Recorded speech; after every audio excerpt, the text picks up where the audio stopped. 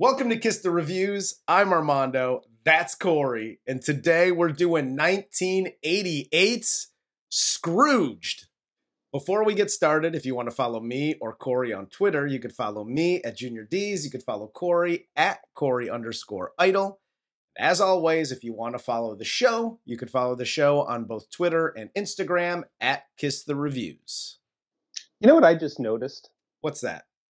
So I give a little thumbs up every time, and I think it looks more like a fist because my background is so white, my thumb just fucking fades away. That's fair. That's fair.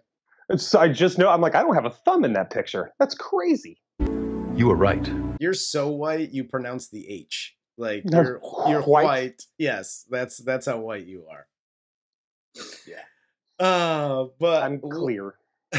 Let's get into the cast of 1988's Scrooged. This film stars Bill Murray as Frank Cross, Karen Allen as Claire Phillips, John Forsythe as Lou Hayward, John Glover as Brice Cummings, David Johansen as the Ghost of Christmas Past, Alfre Woodard as Grace Cooley, the fabulous Carol Kane as the Ghost of Christmas Present, and Bobcat Goldthwait as Eliot Loudermilk. This cast is so good, we couldn't even get to the 15 minutes of screen time that Regina the King is in. Yes, I know, right? This cast is amazing. Yes. This ensemble is pretty fantastic. And I've noticed one thing.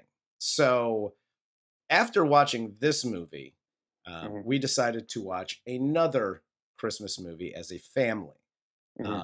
And that's when I really realized, I mean, in Scrooged, Carol Kane, I realized is so underrated as a comedic actress. Oh, yes. And then I saw her in Four Christmases. Oh, yeah. And she was good in that too. Like, that's when I realized, dude, this woman is in a lot of these just comedy films, and she crushes every scene she's in.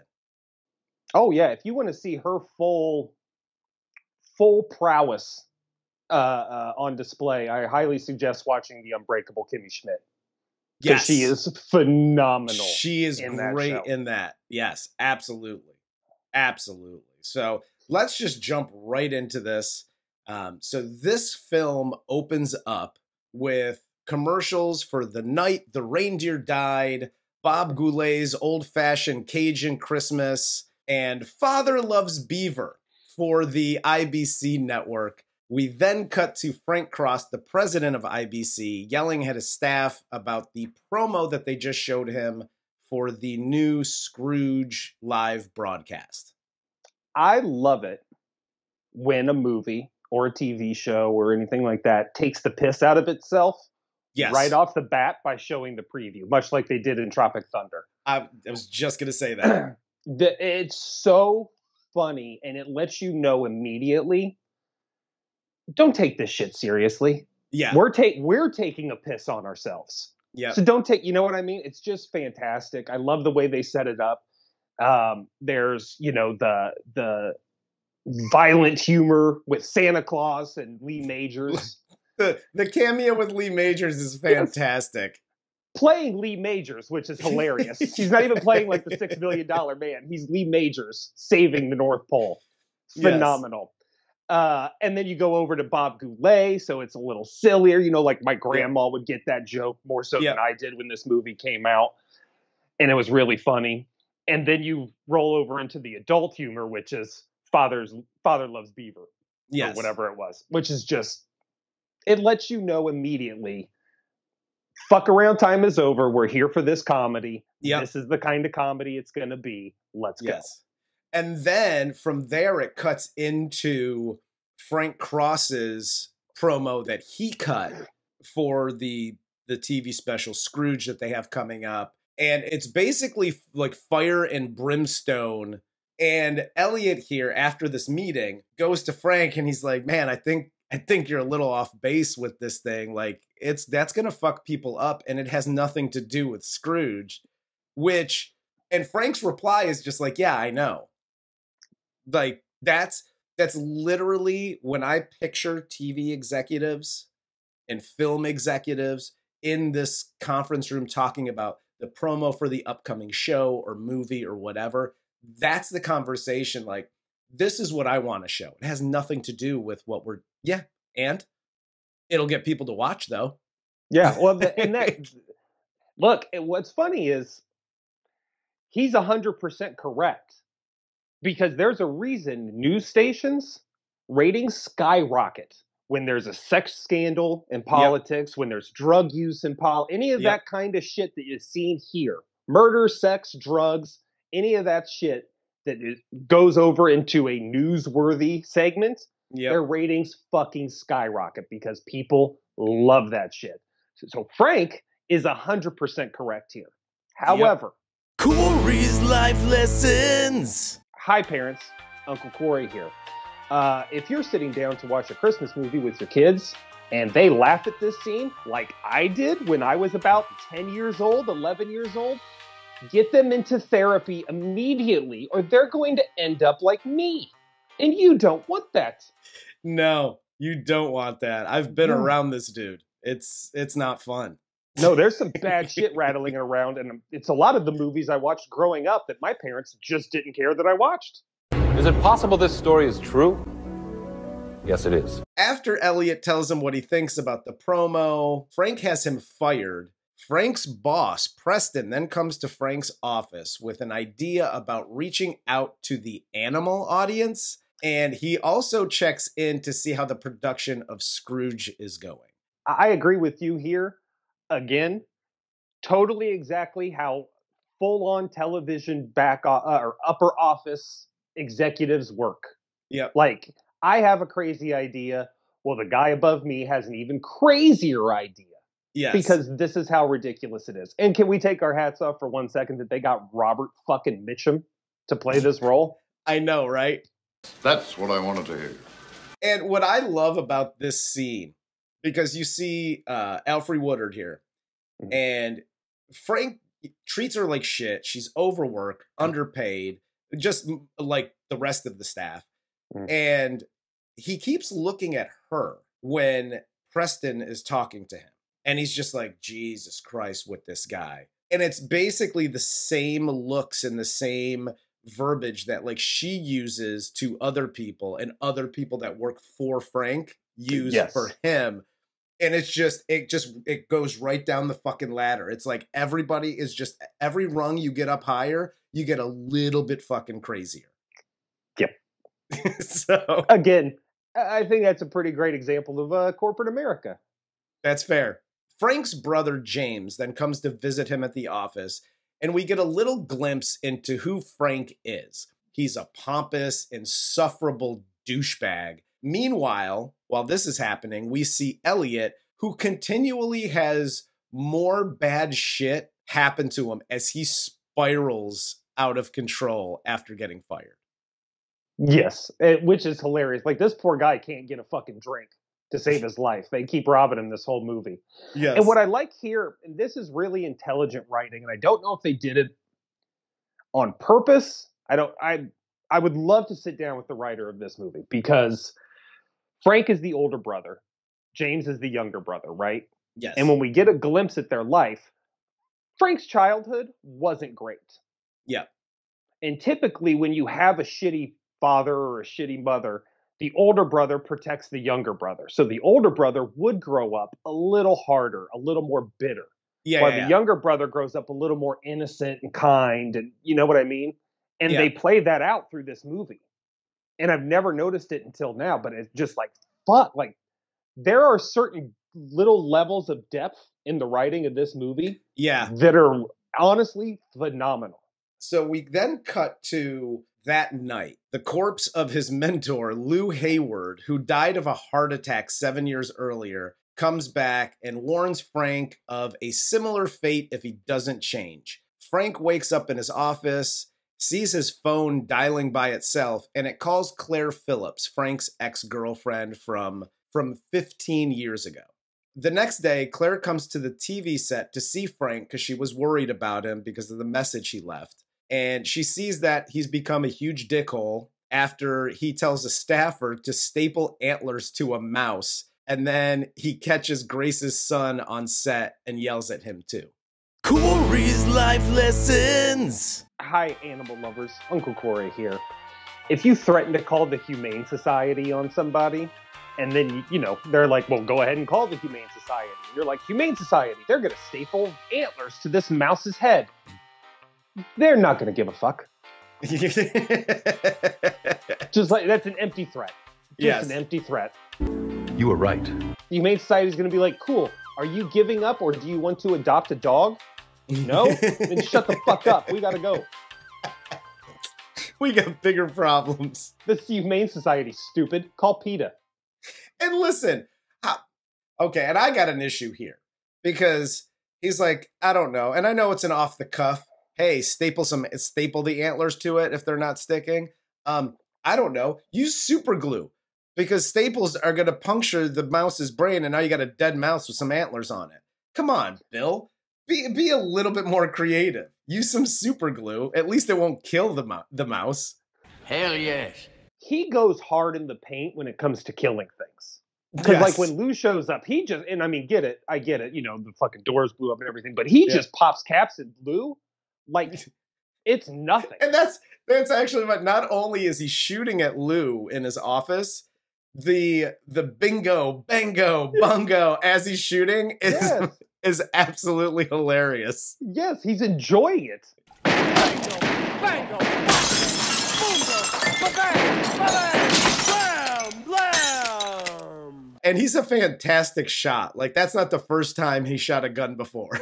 Because he hits Lou 5 times center mass. Frank has been hunting bums for a long time. Like, he pays like an organization to hunt bums. Absolutely. Absolutely. Until the day he tried to hunt Jean-Claude Van Damme at Hard Target. Later on that day, while at lunch with Preston announces that he's hired Frank an assistant. Bruce Cummings, who is obviously after Frank's job from the word go. Frank then starts to see things at lunch because the first ghost is supposed to arrive at noon. Everyone thinks Frank's going crazy. And then the ghost of Christmas Past appears as a New York City cab driver and takes Frank back to his childhood in 1955, where his mother is watching The Lone Ranger with him. That is, until his drunk, pissed off dad comes home and gives him a side of veal for a Christmas present when Frank wanted a train track or a train set. Corey's life lessons. Hi, pro-lifers. Uncle Corey here. If you think schmortion is evil, and yet this is how you think good parents behave, change your attitude, because they should have schmortioned the shit out of Frank. Because this man should have never been a father. Ever, ever, ever, ever, ever. 100%. As a side note, I do love the fact that they got Bill Murray's brother to play his dad. Yes. That was fantastic. A nice touch. Yeah, that is fantastic. And like this whole thing, let me rephrase this.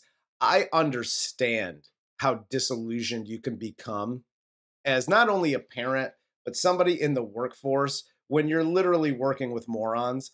But the 1950s dad coming home and just taking it out on his entire family when he gets home from a bad day of work is A, so true to life, and B, kind of scary. And you're like, shit, so many people grew up so fucked up, and then you wonder why those kids grow up and they're even more fucked up. Hell yes. After you see Bill Murray's like glimpse into his childhood, you're like, oh yeah, I get it. He should totally be a douchebag. Like, why not? Oh yeah. I forgive him for everything. 100%. The Ghost of Christmas Past then takes him to his first job at the TV station, where after a Christmas party, he meets Claire. He then takes him to 1969 for his first anniversary with Claire, where they have this poor people's Christmas with simple gifts and things. He finally takes him to 1971, where he chooses his job as Frisbee the dog over Claire, and he has dinner with Lou, who was the president of the network at the time, instead of with Claire and her friends, or their friends, for their annual Christmas dinner gathering thing. I'm kind of flip-flopped on this. Like I go back and forth on this because both of them are in the wrong here. Yes. Claire is putting no thought whatsoever into what Frank has just said. It was just like, oh, hey, my fucking co-star invited us to go to a bar after the show. You know what I mean? Yeah. Not like the president of the network. I'm dressed as a fucking college mascot, basically. And the president of a network has invited us to go to dinner because I'm working harder than everybody else. Yes. At least consider what I'm saying. Give it some thought. That's yeah, it. Exactly. Just more than well, no, we have plans. And then Frank, on the other hand, yeah, you do have plans. And maybe you should also consider that, like, when you got invited to dinner, you could have said, well, I have plans. Yes. Sorry, sir. I have plans with Claire. We're going to go to fucking whoever's house tonight. Yeah. Yeah. And then, then if he's like, oh, I wanted you to have dinner with me, we'll reschedule. Cool. Or I wanted you to have dinner with me. Let me see if I can cancel my plans. Yeah. It's that easy. Here's the way I look at it, because this is how I look at almost every situation. I'm like, we can all play in the sandbox together. Yep. You can do both of these things, because you know who's going to be more forgiving? Your friends. If you call your friends and go, hey, the president of the network just invited me for dinner and drinks, we're going to show up, but it's going to be late. Yep. Can we do that, or can we postpone it to the next day? That's where you start. Yep. And then you walk everything else back. Like, you either show up late that night or you reschedule it for the next day. Listen, it's Friends Christmas. You know how many Friends Christmases I've gone, yeah, not this year. There's been a few. Yeah, so most of them. It's, pretty much every one. But there's always another one next year. You're going to hang out with them next weekend. You got to do the work thing. Yeah. That's it. Just the way it goes. We've had to postpone recording this show because I've had book things to do, or you've had stuff to do with the job. It's just what happens. Absolutely. So I don't really put on Frank quite as much, because even Frank does say, just tell him I'll be late. However, it is cold to say goodbye to somebody by putting on a fucking dog head and just waving goodbye. Like, that's like nightmare fuel. You know what I mean? As far as breakups are concerned. It totally is. That's cold as shit. That's so fucked up. He then goes to see Claire at the shelter where she works, and he regrets leaving her, and he tries to get her back, but he quickly loses it and walks out after his plans to chill with Claire are slightly inconvenienced by a couple of volunteers that work at the shelter with her. Yeah, this is over fuses and turkeys. Yes. And this is what I like about how they wrote his character. Because he could have bought it out, right? He could have just went, look, here's some money, go get some turkeys. You need fuses? Here's some money, go get some fuses. We're out, peace. Like, he could have done that, but instead of that, he's just like, no, stupid. You fucking go down to the hardware store and you get some fuses. You go get some fucking turkeys. What are you, fucking dumb? Yeah, like, he's trying to run the shelter like a company. Yeah, he's so over it. And then he's like insulting them at the same time. Yes. And he's like, why can't you fire them? And she said, they're volunteers. They're volunteers because no one will pay them. They are incompetent. He is such a piece of shit. Yes, like, it's great. Scrooge in A Christmas Carol, he's a bad dude, right? Yeah. He's not great. Yeah. But he's not this bad. He's just a cheap piece of shit. Yes. Frank is a dick. Yeah, all the way around. Yes. All the way around. So he goes back to the studio and he sees Brice is running the Scrooge show. And Brice, this is again where with the writing. They wrote Brice as such a good West Coast network executive. Yes. The way he's dressed, the way he talks, the way he acts. Everything about that is the perfect opposite to what Frank Cross is as a New York executive.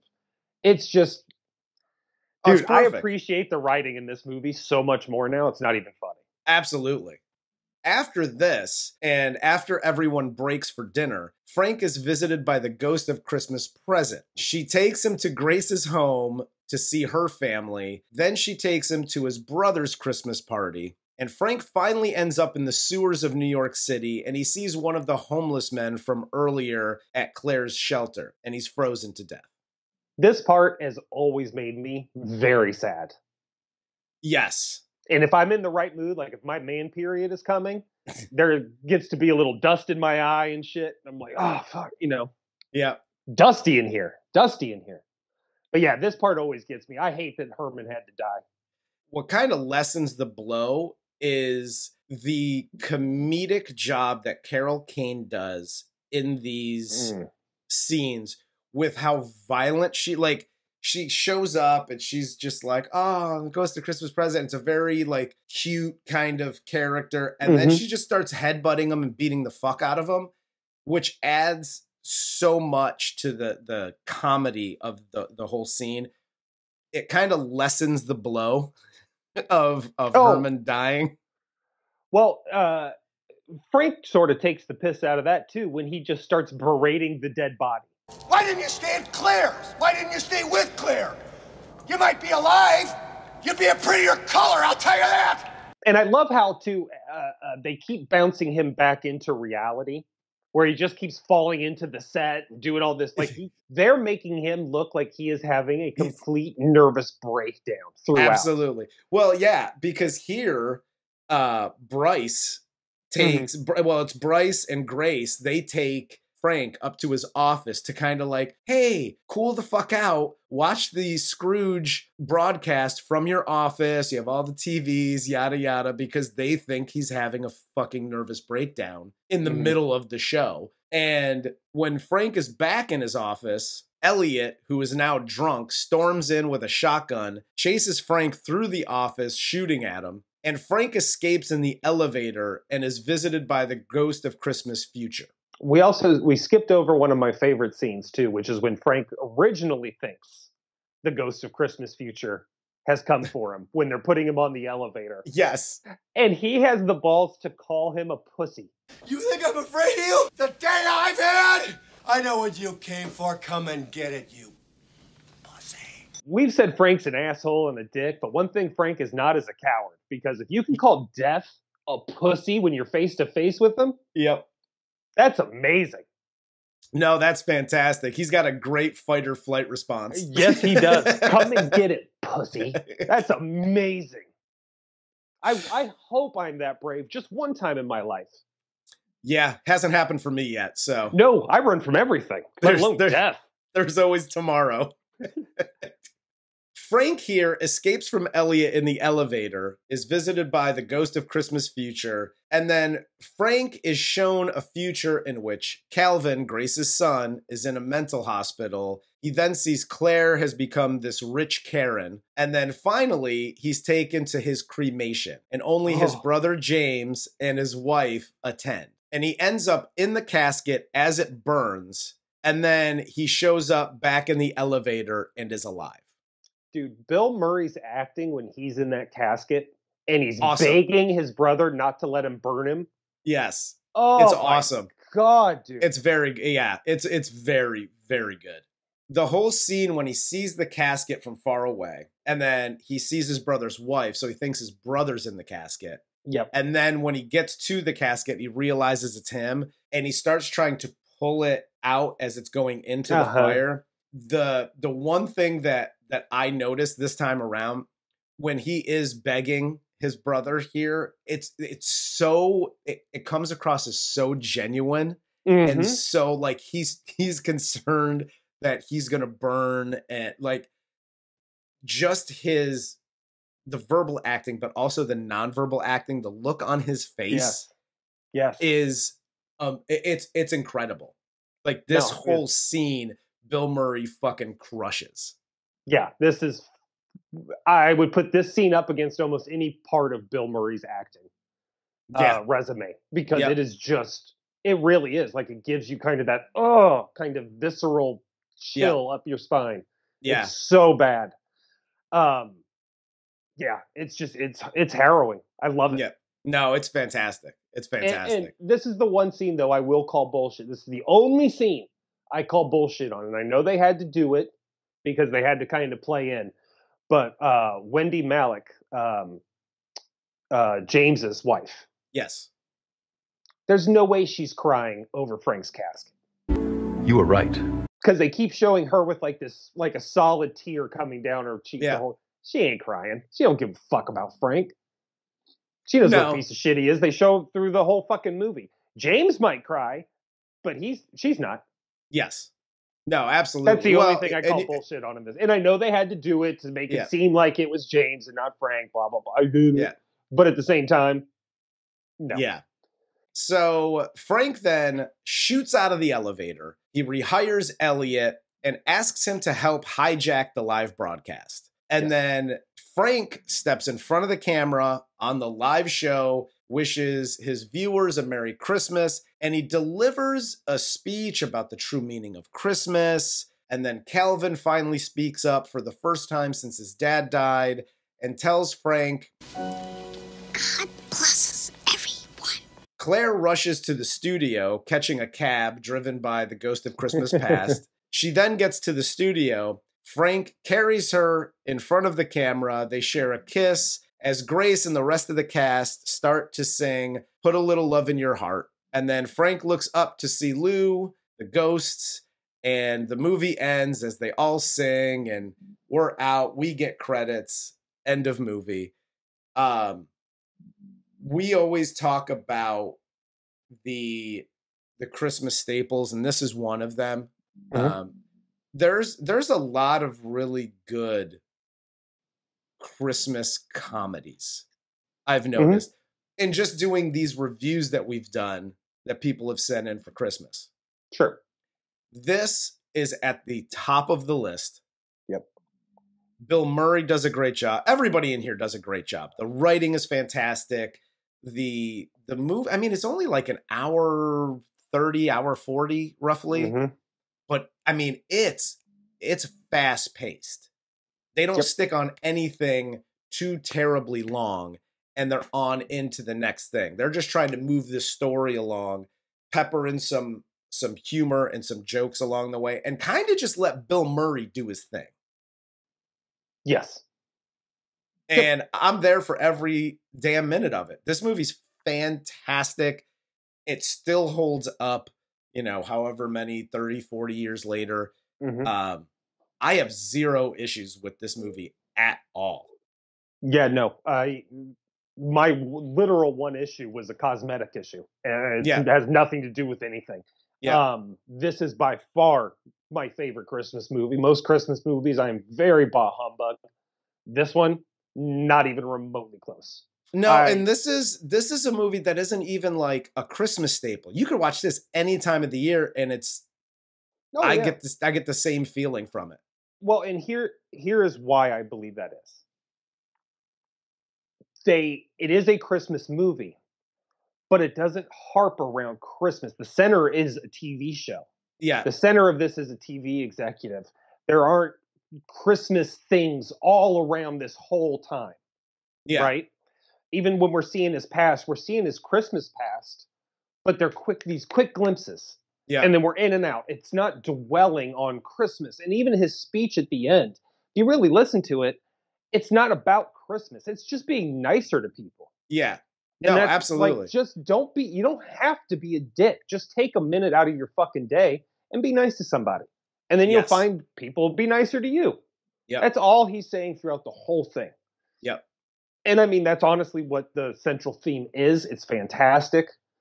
It doesn't dwell on any of the other bullshit. It doesn't, the Christmas staples of my parents are here and, oh, my crazy right-wing uncle and this guy and here's the drunk cousin, the fuck up of the family. You know, none of that is involved.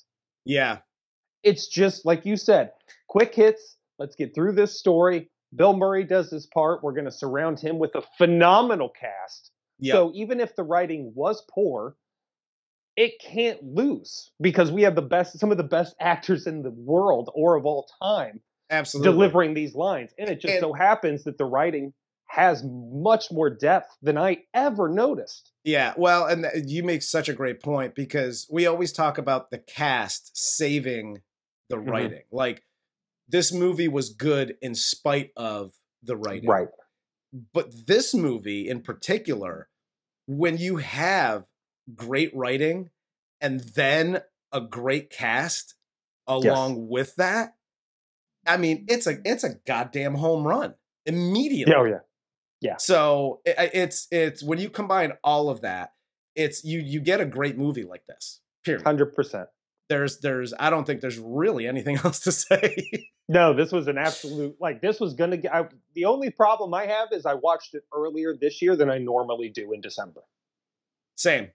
And honestly, I don't give a fuck. I'm going to watch it again too. I was just going to say I'm going to watch it again probably on Christmas Day. But yeah, that's all I got. Love this movie. Thank you for the request. Click the link in the description below to donate to our charitable fund just for me and Corey, for nobody else.